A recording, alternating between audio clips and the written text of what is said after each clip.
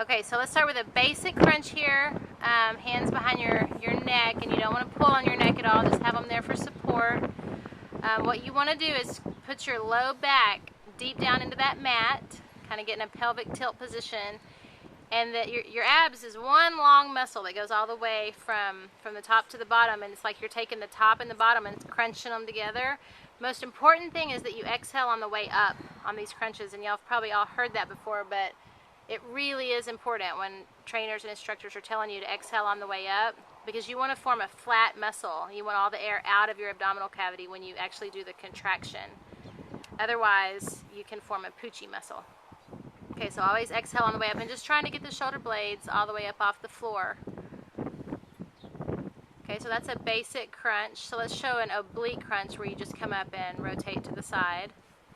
Okay, so now you're working your rectus abdominis and your obliques that crisscross on the outside of your abs. Okay, you still want to get both shoulder blades up and then rotate.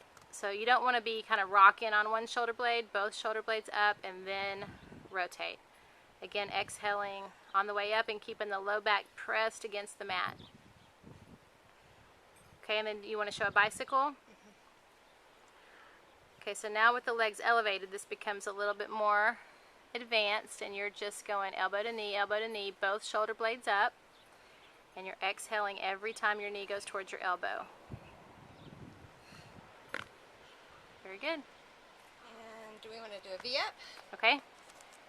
All right, this is an advanced abdominal exercise. You start with your body stretched out, and then kind of come up and balance.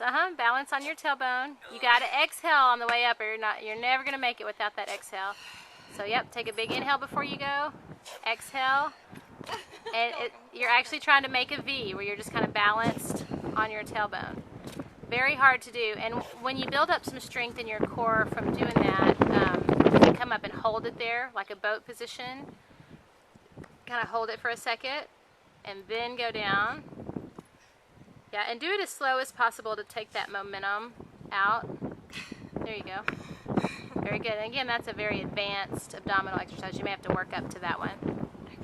So for abdominals, you should strive to do some of the basic ones, some of the planks, and some of the advanced, and kind of vary your routine so you're doing all of those things.